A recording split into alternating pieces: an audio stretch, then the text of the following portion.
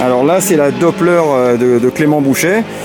C'est pas compliqué, c'est marqué dessus. Clément Boucher Engineering.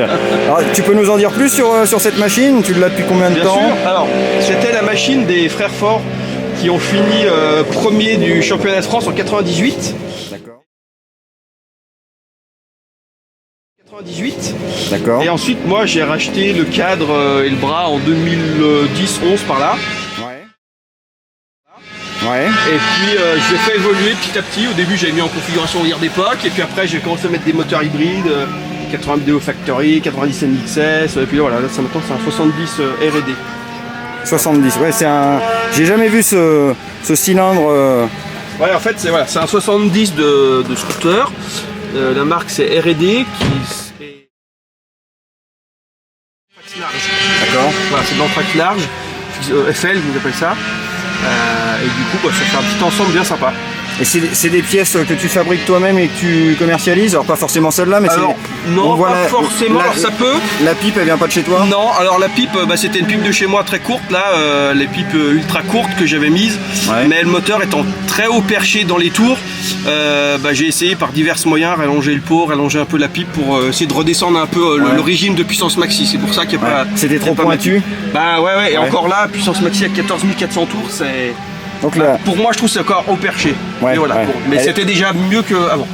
D'accord. Voilà, c'est ça l'idée. Donc voilà, le moteur, c'est des carters Néo, Villebrequin Monaya, 70 R&D. Donc tout le bas moteur, en fait, c'est du Derby, à l'image de Derby, Villebrequin en code de Derby Euro 3.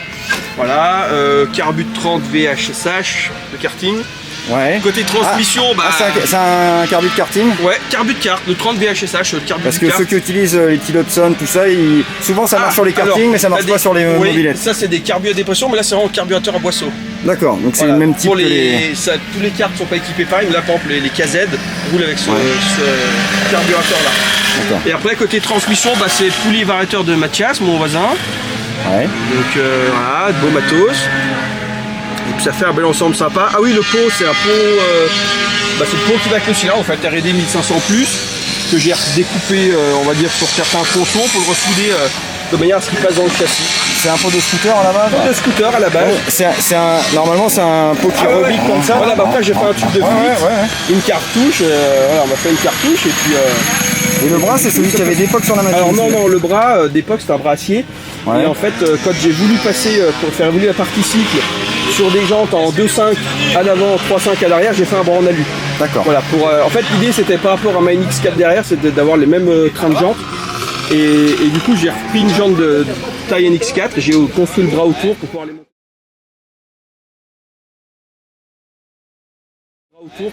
Dedans. C'était pour la simplicité sur les paddocks. Comme ça, si tu veux un train de pneus pluie ou si tu veux prendre une pièce, c'est la même chose. Ouais.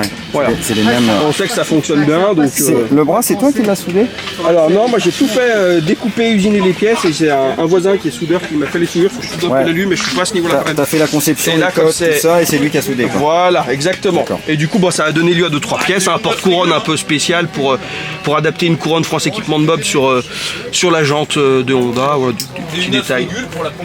Voilà, après côté amortisseur, c'est des amortisseurs de AliExpress, on trouve assez facilement. Ah ouais, c'est AliExpress? Ouais, mais il y en a qui ont des bonbonnes, pas de bonbonnes. Bon bref, moi j'ai pris ceux qui n'ont pas de bonbonnes parce que les bonbonnes sont factices, donc ça sert pas à grand chose. Et donc j'avais pris ça, je les ai démontés, on les a démontés pour regarder un petit peu comment ça marche. Et donc j'ai beaucoup été aidé par faire des préparations là pour bosser là-dessus. Donc l'idée c'est que on l'a monté sur rotule à la place du cylindre bloc qui était pas top. Refait des ressorts pour être plus adapté et puis complètement modifier l'hydraulique en interne. Pour voilà. Et en fait les codes c'est du Hollins dedans et du coup c'est assez facile de remettre des clapets, des pistons. La base est bonne? La base est bonne. Le réglage de base est assez mauvais à mon avis, mais la base est bonne. Mais pour quelqu'un qui pousserait sur les suspensions, tout ça, c'est une bonne base de pour moi c'est beaucoup trop dur d'origine en fait. Le ressort est vraiment très raide en fait. Et l'hydraulique dedans est pareil, est très très raide. Je me rappelle plus si c'était en détente en compression, puis dans le sens il y a 3 fois rien. Donc là on a pas mal rééquilibré les choses. T'as pas voulu mettre des fournes à laisse? Non. Ça aurait pu, mais c'est juste que j'aime bien le défi de partir. Voilà, j'aime bien acheter des pièces, de constater des choses, me dire ça, on peut peut-être en faire quelque chose ou pas du tout. On voit que le protège.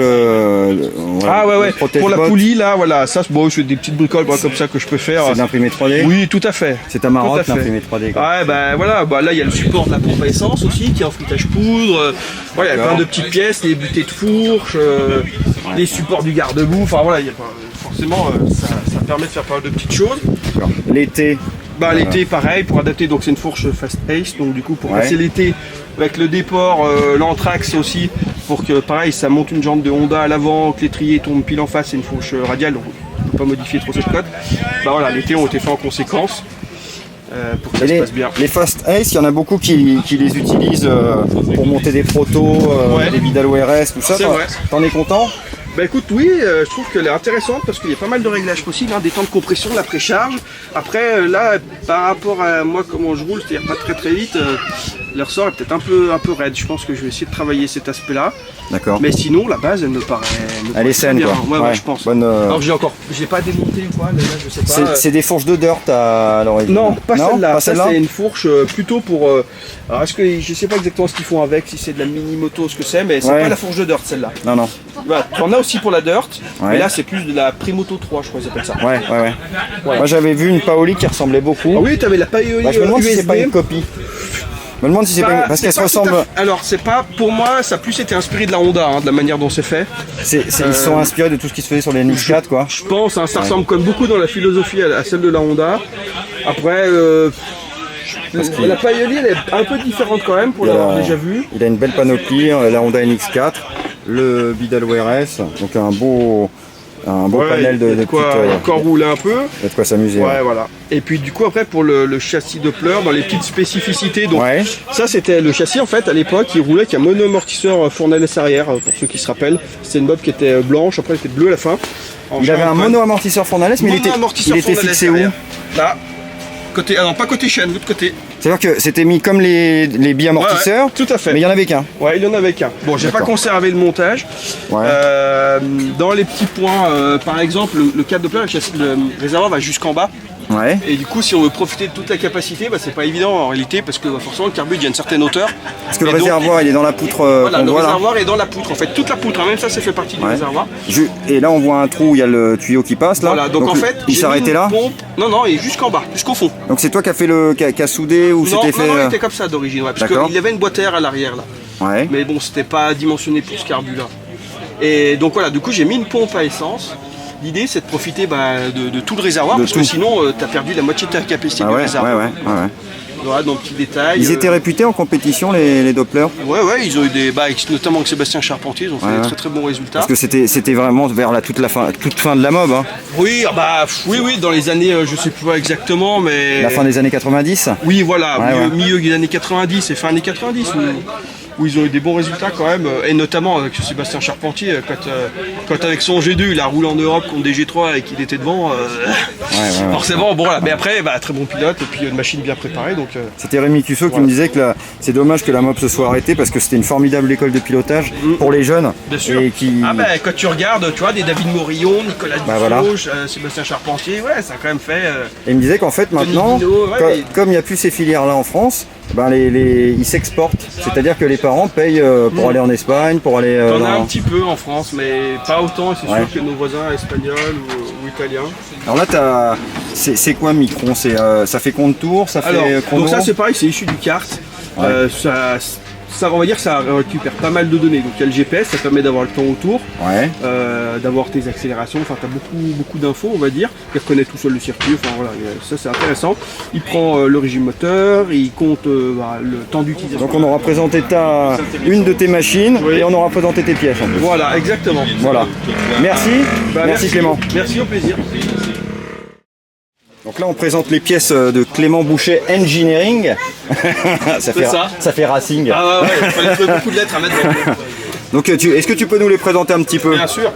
Alors en fait il y a différentes pièces, donc il n'y a pas toute la gamme, mais c'est simplement pour voir un petit peu les produits. Donc on a de la pipe d'admission qui sont faits en frittage de poudre polyamide, avec des manchons, etc. On a le renfort de variateur par exemple pour le variateur de MBK là d'origine, donc là qui sert à renforcer en fait la flasque d'embrayage qui est un peu fragile d'origine quand on a un moteur un peu plus énervé. C'est sur les MBK 51 d'origine. Le MBK 51. Donc là, la pièce, elle est, on va dire, avec une finition quand même qui a été recherchée pour que ça s'intègre au mieux. Tu vois, si tu as une belle bleue, on va pas mettre un truc siglé, quelque chose qui passe. Voilà. Là, c'est passe partout.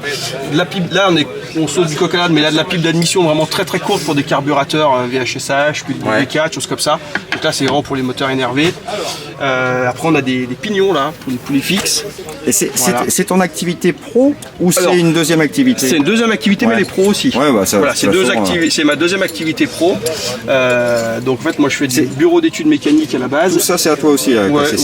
Voilà, tout à fait. Des guides de variateurs, d'autres pipes, des manchons qui sont spécifiques pour mes pipes. Je me permets, on regarde. Là, ça ressemble aux pipes, on va dire G2 Bidalo 19. Oui, c'est une pipe pour les Carter 512. Après, elles sont en différentes sections et en entrée et en sortie en fonction des clapets. Voilà, donc après, il y a plusieurs versions. Là, les clapets pour 512 d'origine. Tout à fait. Des guides pour les variateurs Bidalo, donc voilà, par exemple comme ceux que Mathias fait. Je fais ces guides aussi. Des petites pièces, des fois toutes bêtes, mais voilà, un adaptateur pour transformer un carburateur PHBG rigide en souple. Ça sert à beaucoup de monde. Il y en a beaucoup qui étaient emmerdés. Voilà. Donc c'est pour essayer de faire aussi des solutions économiques. Il n'y a pas que des pièces ultra racing. Non, mais l'idée c'est de faire un petit peu de tout. J'ai vu les prix, tu étais raisonnable sur les prix. L'idée c'est de la passion à la base. Donc c'est entre passionnés. Il faut que l'entreprise fonctionne, mais il faut surtout que les passionnés s'y retrouvent. Mais ça fait. Tes pièces elles font super pro. Il y a même les petits cartons siglés. Voilà. Les cartons sont siglés, ils ont un code. L'idée c'est qu'on puisse les stocker, les retrouver, parce que derrière toute une logistique finalement. Parce que voilà, il y a le site internet, il y a les commandes, il faut que ce soit envoyé rapidement. Parce que tu vends sur ton propre site. Alors, deux manières d'acheter les pièces, soit directement sur mon site, c'est bouchet-engineering.fr. Alors, première possibilité. Ça, vous avez l'adresse mail, c'est pas la peine d'envoyer des messages. Vous envoyez directement un message à Clément Bouchet. Voilà, donc là c'est le site, vous pouvez avoir la page contact, vous retrouvez tous les produits. Si les produits sont en stock, vous pourrez les commander. S'ils sont pas en stock, vous ne pourrez pas les commander. Comme ça, il n'y a pas de surprise quand vous commandez ça part. Voilà, pas de discussion. Il n'y a pas de truc où on attend d'avoir 15 commandes pour les fabriquer. Non, c'est pas ça l'idée. De temps en temps, je fais des précommandes, mais c'est bien spécifique. C'est une précommande et que, quel cas, il y aura un peu de délai. Mais c'est très rare. Ensuite, deuxième méthode, c'est de passer par des revendeurs. Donc, il y a un certain nombre de revendeurs qui distribuent une partie de la gamme, Mir 35, 50 Factory et d'autres. Voilà, donc vous pouvez retrouver ces pièces aussi chez différents revendeurs qui sont vos revendeurs, on va dire, classiques finalement de pièces de cyclo. La pipe G2B, oui. Je t'en prendrai peut-être une parce que j'ai un G2B qui n'a pas sa pipe. J'en ai récupéré, une pipe de G2B mais avec les trous. Qui a été bidouillée. Voilà, là typiquement c'est la pipe de G2B pour le carburateur PHBG et coudé pour un montage de CF. Voilà. J'ai récupéré quelques manchons Bidalo Label, tout fin là. Alors moi les manchons ils sont spécifiques aussi par rapport aux pipes. Tu fabriques aussi tes manchons? Oui, tout à fait. Donc là il y a un outillage pour fabriquer ça. Et donc ils sont courts côté pipe. Et après ils ont la cote PHBG. D'accord. Si jamais vous avez un PHBG label, on va dire, qui est raccourci, vous pouvez raccourcir le manchon ici. Sans que ça... Et ça va pas détériorer le produit, on voit que le collier sera toujours bien positionné. D'accord, t'as pensé à tout quoi. Voilà, donc hop, il y a ça. Donc la pipe est fournie avec son manchon, ses deux colliers spécifiques aussi pour bien avoir un bon serrage. Et avec également le kit de vis, alors le manchon, et voilà, le petit kit de vis pour pas être embêté. Et comme ça, moi, il y a tout ce qu'il faut. Toi tu livres avec tout quoi. Oui, voilà, comme ça. L'idée c'est de faire du plug and play, que le mec soit le moins emmerdé possible. Bah oui, parce que si vous achetez un produit, une pipe à 45 €, il faut déjà chercher des vis. C'est dommage. Voilà.